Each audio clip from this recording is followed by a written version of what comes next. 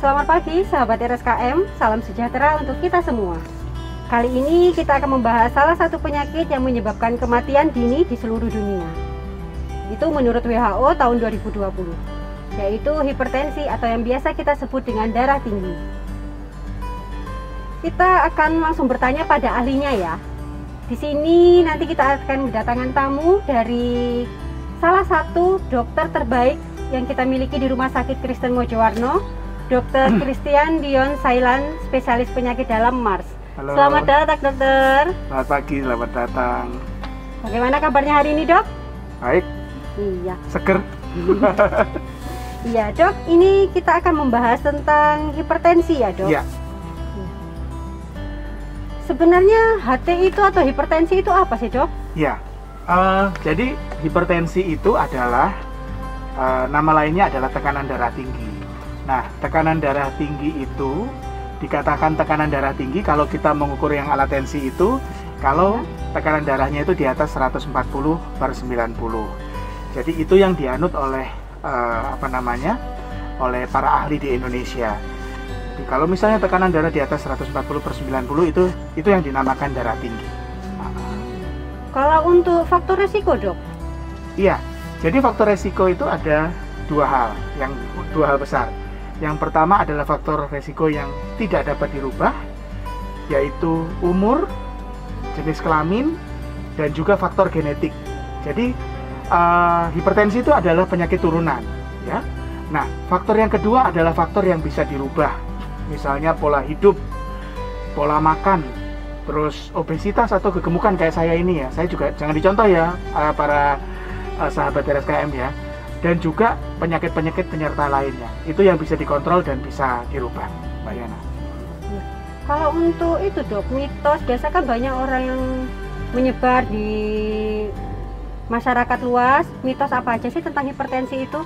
Nah banyak yang bilang kan, saya mau meluruskan ya mitos-mitos yang ada di luar. Yang pertama adalah hipertensi bisa disembuhkan. Nah itu mitos yang salah ya Bapak Ibu Saudara sekalian. Hipertensi itu tidak bisa disembuhkan, tetapi bisa dikontrol. Nah, orang dengan hipertensi yang terkontrol itu dia akan bisa menjalani hidup sama seperti orang biasa gitu, tetapi pakai obat. Yang kedua adalah hipertensi itu harus merasa pusing. Biasanya pasien banyak gitu. Saya tidak merasa pusing dok, jadi saya tidak kontrol hipertensi saya. Nah, padahal pusing itu belum tentu menjadi suatu gejala hipertensi. Ada orang-orang tertentu yang memang tekanan darahnya sedikit naik terus pusing ya. Nah itu kita malah mengucap syukur bahwa ada alarmnya. Tetapi ada beberapa orang juga yang dengan tekanan darah yang tinggi sampai 200 mungkin itu tidak merasa pusing, tidak merasa apa. Nah itu yang harus juga malah kita diwaspadai ya. Dan yang ketiga adalah yang sering saya hadapi adalah gini. Oh, kalau tekanan darah itu sudah diobati, saya itu masih bisa bebas makan, saya masih bisa bebas beraktivitas dan lain-lain. Nah, itu juga harus kita hadapi, kita sikapi. Iya.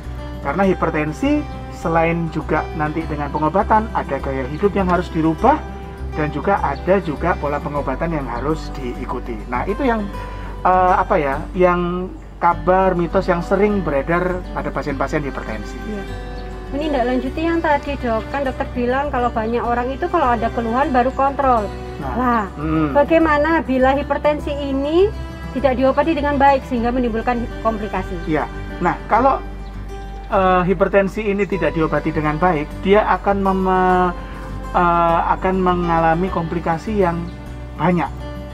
Bisa kita urut dari atas sampai ke bawah. Yang pertama kalau di otak dia bisa terjadi stroke, ya, bisa terjadi stroke, baik itu stroke yang mengalami penyumbatan atau stroke juga yang berdarah.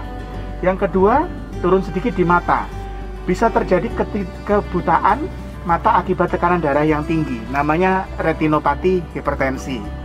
Nah turun lagi jantung, jantung bisa terjadi pembengkakan jantung akibat dari tekanan darah yang tinggi. Jadi pasien nanti yang bengkak jantung akan mengeluh sesak, akan mengeluh beraktivitas sedikit itu terasa gampang capek dan lain-lain.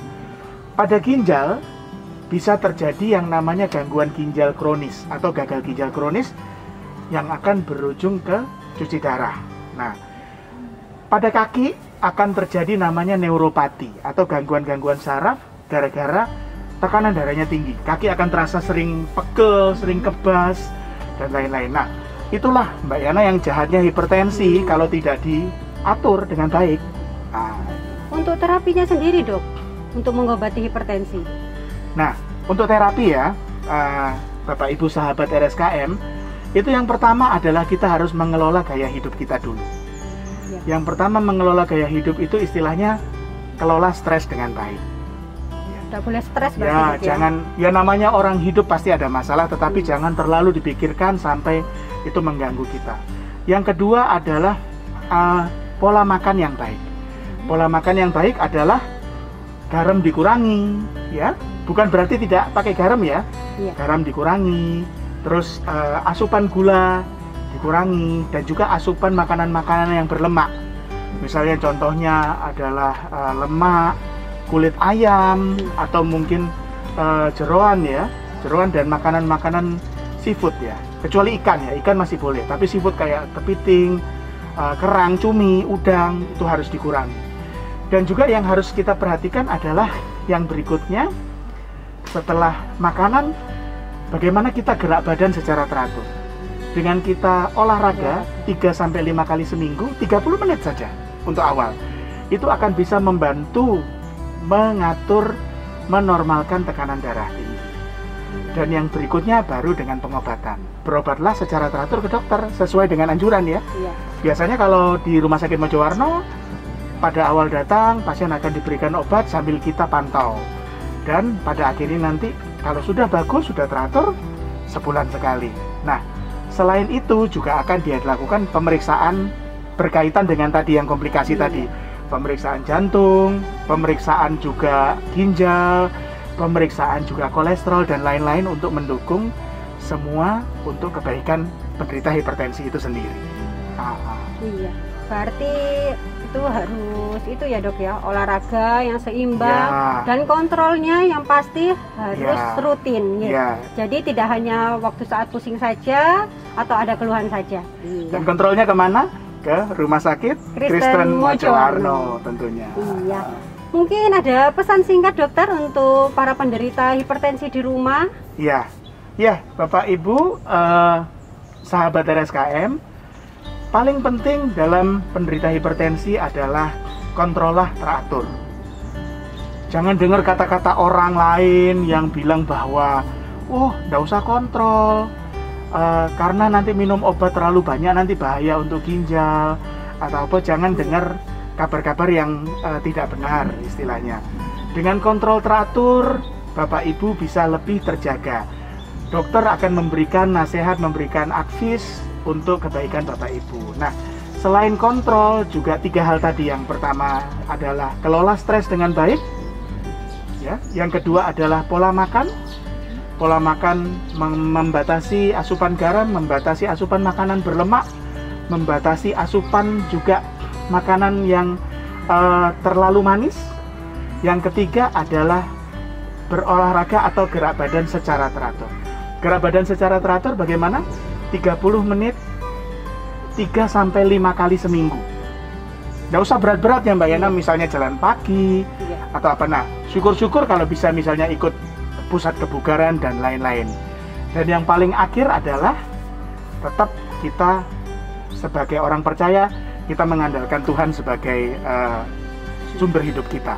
Dan tentu saja saya dengan Mbak Yana di Rumah Sakit Kristen Mojowarno siap membantu sahabat untuk mengatasi masalah hipertensi ini. Iya. Terima kasih ya dok, info dan ilmunya sangat bermanfaat sekali untuk kita. Iya.